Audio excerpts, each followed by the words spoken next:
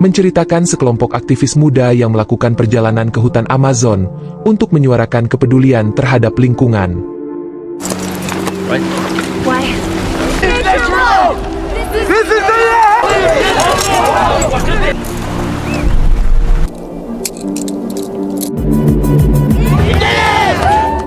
Namun, misi mulia mereka berubah menjadi mimpi buruk ketika pesawat yang mereka tumpangi jatuh di tengah hutan.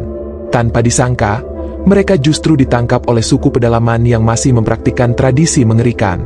Satu persatu dari mereka menjadi korban, dan perjuangan untuk bertahan hidup pun dimulai dengan penuh teror dan ketegangan. Seperti apa ceritanya? Simak kisah lengkapnya dalam alur filmnya di sini.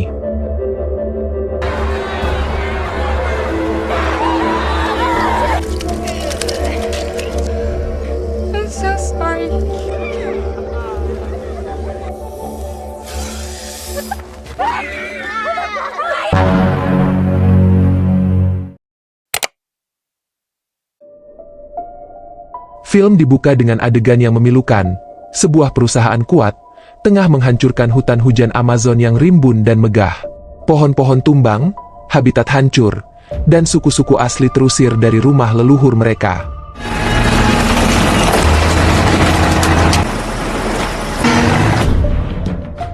Di tengah kehancuran ini, kita diperkenalkan dengan Justin, seorang mahasiswa, dan seniornya, Alejandro, yang sudah terlibat mendalam dengan aktivisme melawan orang-orang besar yang menghancurkan hutan Amazon. Malam itu, mereka menghadiri rapat kampus yang difokuskan pada penyelamatan Amazon dan menghentikan kerusakan lingkungan. Alejandro dengan penuh semangat menjelaskan bagaimana sebuah perusahaan minyak besar menghancurkan hutan, sehingga membahayakan seluruh masyarakat asli. Tergerak oleh urgensi tersebut, Justin bertanya, apakah kita harus pergi ke hutan dan berdemo di sana? Alejandro tersinggung. Pertanyaannya terdengar istimewa tapi sensitif. Dia membentak dan menyuruhnya meninggalkan rapat. So what's the plan? March to the jungle and starve yourself? You can leave now. Keesokan harinya di kampus, Justin meminta maaf.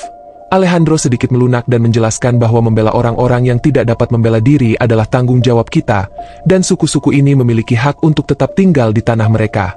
Tak lama kemudian, rencana protes yang terperinci pun disusun. Para mahasiswa mengetahui bahwa perusahaan tersebut menggunakan keamanan bersenjata swasta dan hutan hujan tidak memiliki sinyal telepon seluler.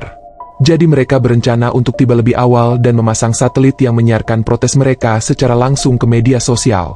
Tujuannya untuk menjadi viral dan memberikan tekanan internasional kepada perusahaan tersebut agar berhenti. Teman-teman aktivis mereka mendukung rencana tersebut. Justin setuju untuk pergi, tetapi berbohong kepada ayahnya, dengan mengatakan itu hanya perjalanan kuliah rutin. What does your dad think about this? Justine, I need some numbers. Honey, Peru is a dangerous country. Do you know anything about it? Who are you going with? It's not like I'm going anywhere dangerous. It's a school trip, Dad. I'll be fine.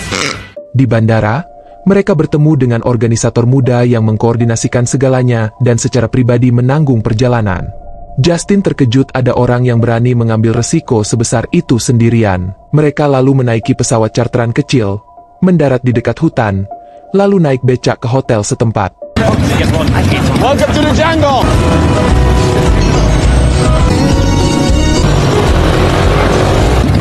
Justine, guys, you know, follow me. Okay, give me your phones. Nice case. Careful. I have very private photos in there. Make sure your phones are charged. I'm setting up the stream app. These are our guns. Tomorrow, no matter what, keep streaming. Segera setelah itu, mereka menjelajah jauh ke dalam hutan dengan perahu. Sesampainya di sana, para pengunjuk rasa diberikan seragam yang serasi. Teman Alejandro memberi semua orang rantai dan kunci untuk mengamankan diri mereka ke buldoser dan pohon sebagai tindakan pembangkangan sipil. Justin diberi kunci yang rusak dan tidak dapat diikat dengan benar. Mereka mengenakan topeng dan memulai protes. Beberapa saat kemudian, petugas keamanan bersenjata muncul dan Alejandro mulai menyiarkan langsung demonstrasi tersebut seperti reporter lapangan. Para penjaga bergerak untuk membubarkan mereka, tetapi sebagian besar pengunjuk rasa sudah dirantai.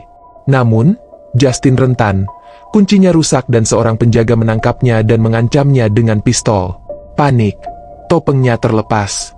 Dia memohon bantuan, Alejandro menjawab dengan dingin, ayahnya seorang pengacara di PBB. Silakan, tembak dia dan mari kita lihat apa yang terjadi.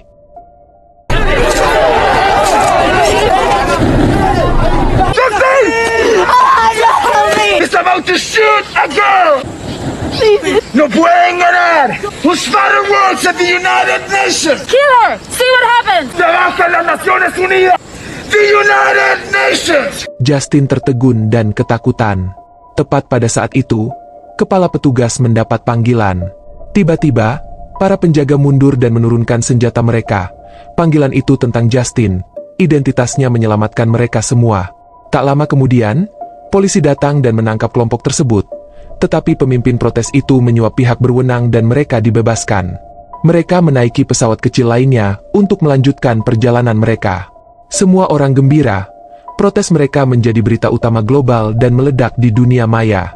Namun Justin jauh dari kata merayakan. Dia merasa dikhianati. Mereka menggunakannya bukan sebagai teman, melainkan sebagai pion. Perayaan kemenangan mereka dipersingkat karena pesawat mulai mengalami kerusakan. Ini menyebabkan pesawat akan turun. Dan akhirnya mengalami kecelakaan yang brutal.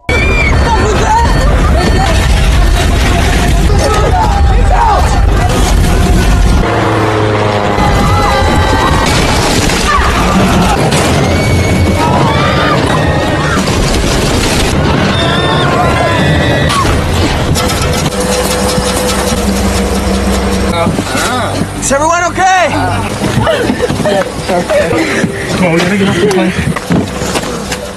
Beberapa penumpang tewas, termasuk pemimpin kelompok itu. Para penyintas terguncang, terluka, dan ketakutan. Salah satu dari mereka dengan panik mencari telepon satelit untuk meminta bantuan.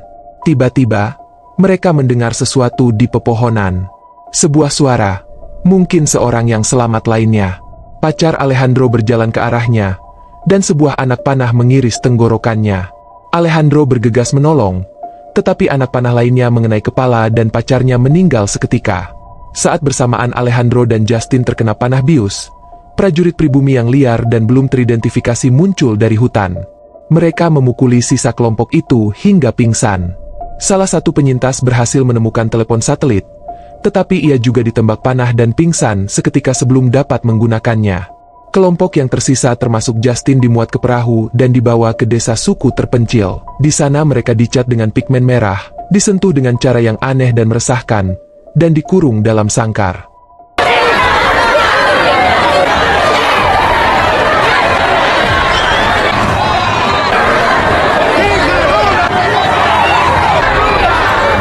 Mereka mulai menyadari betapa buruknya keadaan. Desa itu dipenuhi dengan mayat-mayat yang tergantung. Tidak ada seorang pun yang datang untuk menyelamatkan mereka. Hutan telah menelan mereka bulat-bulat.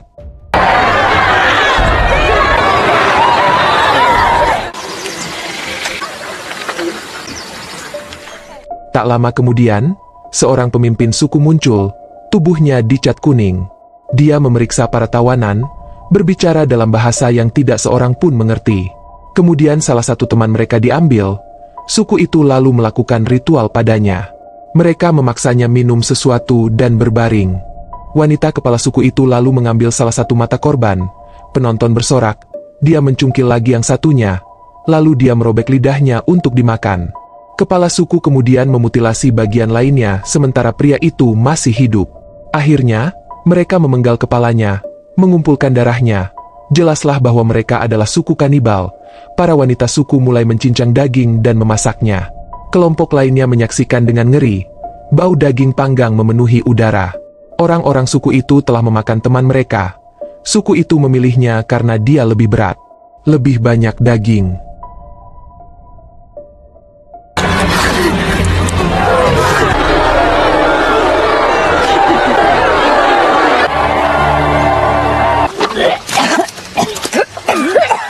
Guys, I'm really sick. There's nothing we can do. We're all sick.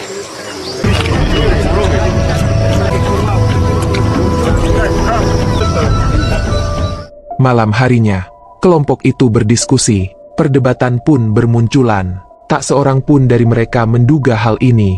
Alejandro akhirnya menceritakan kebenarannya. Mereka tidak menghentikan korporasi sama sekali. Aksi protes itu digelar dengan segala sesuatunya yang berjalan sesuai rencananya. Alejandro sebenarnya adalah seorang narsisis yang hanya menginginkan ketenaran viral dan dia mendapatkannya. Dia mengungkap ada perusahaan lain yang siap menghancurkan hutan dalam 3 hari. Ketika seseorang bertanya bagaimana mereka akan bertahan sampai saat itu, ia mengangkat bahu dan berkata, teman kita yang sudah jadi korban bertubuh besar, tubuhnya akan memberi mereka makan selama 3 hari. Semua orang merasa jijik termasuk Justin yang sudah kecewa besar. Moralitas Alejandro telah sepenuhnya menjijikan. Kemudian datanglah pengungkapan yang paling mengerikan. Kehadiran Justin adalah bagian dari rencana sejak awal. Alejandro sengaja membawanya karena ayahnya adalah pejabat tinggi di Perserikatan Bangsa-Bangsa. Ia adalah perisai manusia mereka. We didn't stop anything. Or what? We just delayed it by a day or 2. Second companies are already on the way. What are you talking about? All we have to do is stay calm and not upset them. Keesokan paginya, anak-anak suku itu membangunkan para tawanan. Justin memainkan serulingnya untuk salah satu gadis kecil. Kemudian, kepala suku datang dan membawa para perempuan itu ke pemimpin bercat kuning yang memeriksa mereka. Ia memeriksa siapa di antara mereka yang masih perawan. Hanya Justin yang tersisa, yang lainnya dikembalikan ke kandang. Salah satu dari mereka melihat sebuah perahu di dekatnya. Tiba-tiba, suku itu membius Justin hingga pingsan dan menyeretnya pergi. Yang lain tahu mereka harus bertindak cepat, tetapi seorang penjaga kanibal sedang berjaga. Mereka menyusun rencana nekat.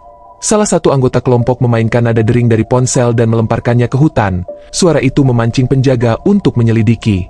Salah satu teman Justin melihat peluang dan kabur. Ia berlari secepat mungkin dan bersembunyi di dalam perahu terdekat yang sempat dia lihat sebelumnya. Let's get out of here. Samantha, wait, go.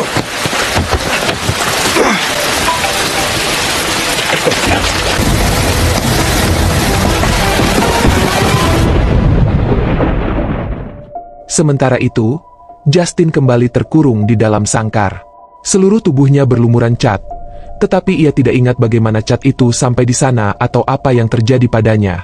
Kemudian, kita melihat semua teman berkumpul, duduk untuk makan. Namun tiba-tiba, salah satu dari mereka membeku. Ia melihat sesuatu di piringnya. Itu adalah sepotong kulit manusia.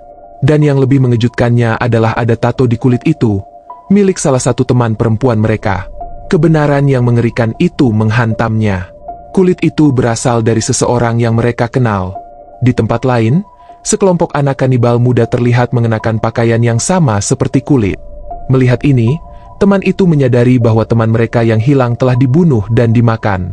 Diliputi rasa terkejut dan duka, ia membanting mangkuk makanannya ke tanah, mengambil pecahan tajam dari piring yang pecah, dan tanpa ragu, mengakhiri hidupnya sendiri.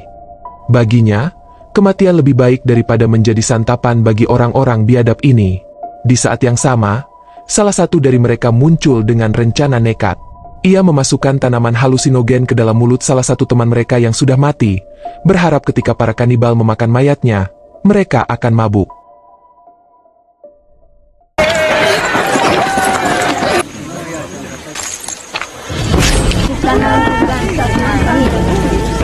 You think they never had a little weed?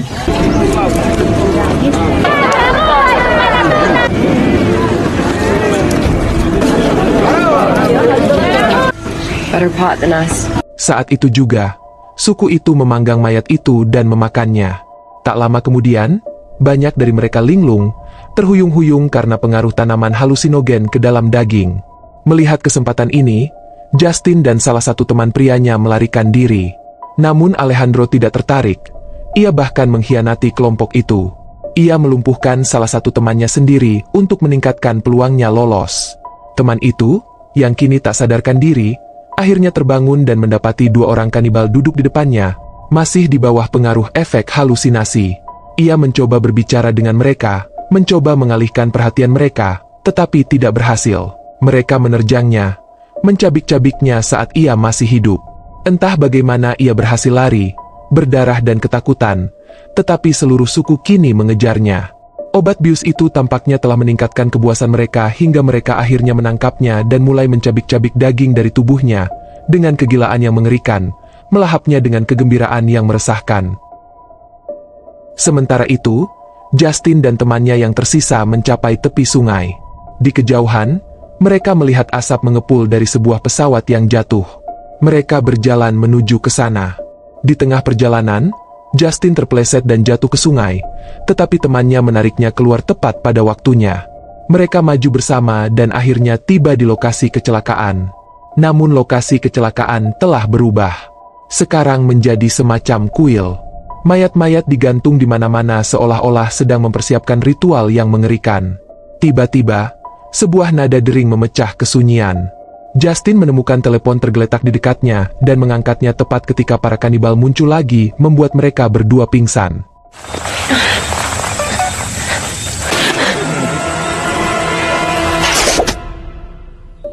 Ketika Justin bangun, ia mengenakan pakaian upacara, jelas-jelas dipersiapkan untuk semacam ritual suku. Teman laki-lakinya terkekang, lengan dan kakinya dipatahkan secara brutal. Orang-orang suku mengoleskan pasta aneh ke seluruh tubuhnya, menarik segerombolan semut yang mulai menggigit dagingnya. Ia menjerit kesakitan, tak bisa bergerak. Ritual itu dipimpin oleh kepala suku perempuan. Tiba-tiba, seorang prajurit datang membawa kepala terpenggal. Tepat pada saat itu, sebuah buldoser dari kompi lain menyerbu ke daerah itu. Suku itu bersiaga penuh, bersiap untuk pertempuran. Di tengah kekacauan itu, Justin mengambil langkah berani untuk menyelamatkan temannya. Sambil meronta kesakitan, ia memohon untuk dibunuh karena dia sudah tidak tahan lagi. Tapi Justin tak sanggup melakukannya. Namun salah satu anak kanibal mengakhiri penderitaannya. Justin segera mengambil ponsel dari sakunya dan berlari. Saat hendak keluar, ia bertemu Alejandro. Alejandro putus asa dan memohon bantuannya, tetapi Justin berjalan melewatinya tanpa berkata apa-apa, meninggalkannya. Ia terus berlari hingga melihat pasukan keamanan melancarkan serangan terhadap suku kanibal tersebut. Ia melambaikan ponselnya ke udara sebagai tanda bahwa ia selamat. Para tentara melihatnya, bergegas menghampirinya, dan menariknya untuk pergi.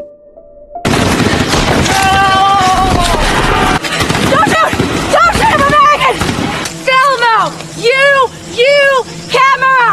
Internet! Smile your camera now! Begitu berada di dekat helikopter, seseorang bertanya apakah ada orang lain yang masih hidup, namun Justin menjawab dengan tegas dan tanpa ragu. Tidak, dia menegaskan bahwa dialah satu-satunya yang selamat. Helikopter pun lepas landas.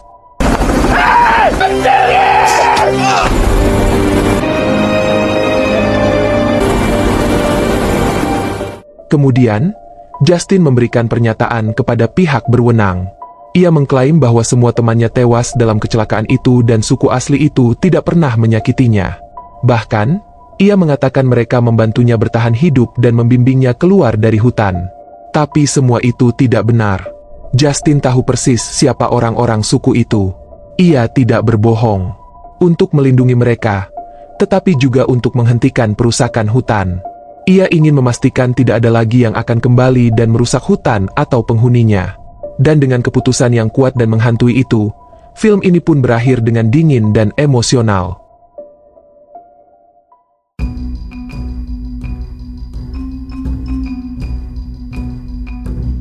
Gimana menurut kalian tentang film ini? Komen di bawah. Pilih tanda like bila suka video ini. Dukung channel ini dengan subscribe dan aktifkan lonceng notifikasi, agar gak ketinggalan alur film terbaru di channel ini.